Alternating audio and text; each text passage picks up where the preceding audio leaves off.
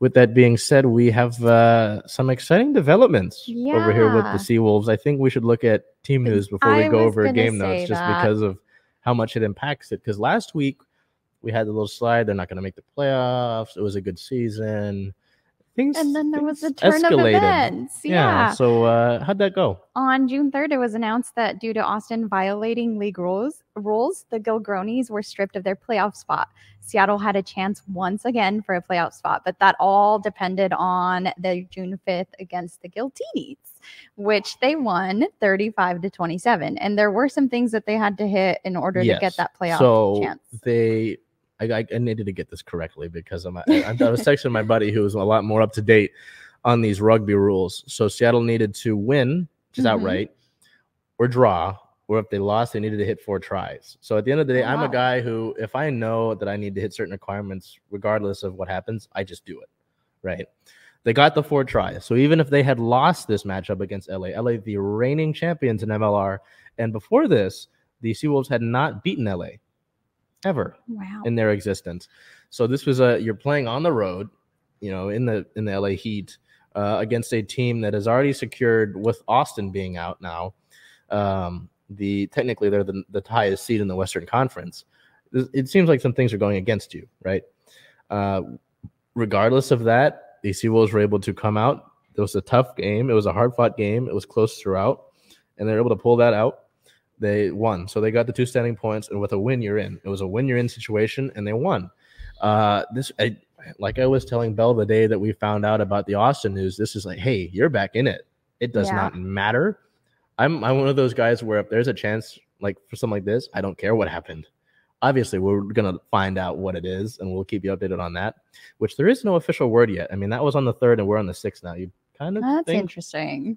Austin was the number 1 seed in the Western Conference before that, and they got stripped. I'm sure we're not the only ones that are curious to know what went on Austin here. fans were pissed because you got no explanation. Yeah. So we'll keep an eye on that, obviously, but to see it, and this is the thing. The first 2 years of the MLR, of Major League Rugby as a league, Seattle was not supposed to win it all. They won it all. So you're coming into this, you're playing with house money, and you're back in it. You're underdogs like you were the first 2 years. You're playing with house money. Yeah. I think you've got nothing to lose here. You don't. Like we said last week, as we put this nice little thing up. See, last week we used that for now it's got rain. Yeah. They're smiling for a reason. You're playing with house money. It doesn't matter.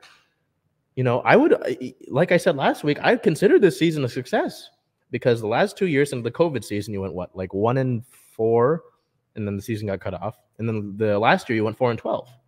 So to come back and you're going to be at least 500 for sure. Because last week you're 8-7, now you're 9-7. To do that, they had a great turnout all season. All the games that I were at, they had a great turnout. So hopefully next season we can get you out to one of those. You can see that environment. And then to beat LA for the first time, to be given a golden ticket effectively to get into the playoffs. And they didn't waste that because they could have. Yeah, they could have not hit those marks. That they needed to hit. If you hit the 4 tries and you lost, and it's like, okay, then I'd maybe be a little bit upset. But you hit the 4 tries and you won, so it didn't matter. I'm excited for this. I mean, like you look at it, house money. You get to go to play Houston, who you actually beat the last time you played them. It's not in Houston, granted, so it's going to be on the road, which isn't always easy. But I don't know. You look at this team that's won, I believe, the last 2. They've got you're a team that's loose. Like I say too, with playoffs and going into it, you're the team that's hot. You never want to play the team that's hot, and you don't have anything to worry about. I don't know. It could be a very exciting season. I'm excited for that. Yeah. So I don't know. We'll keep an eye on that. But so where we finish at record-wise, points-wise, and when is that game? We're at a 9-7 record, as you mentioned, 4th in Western Conference with 46 points.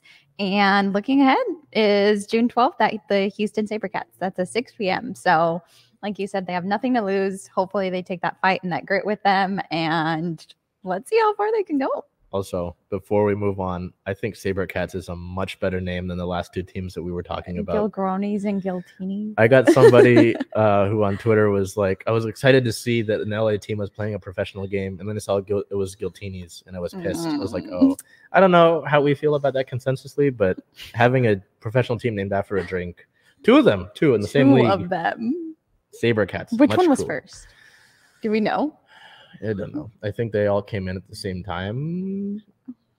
I know LA won it all last year, so we're still working on MLR rules. I apologize, but so that I don't know. I was excited. That's the most excited I am amongst our teams this week. That's and then we didn't have a technical player of the game. Give it to everybody on the damn team. That's exciting. I mean, so we'll look forward to that this upcoming week.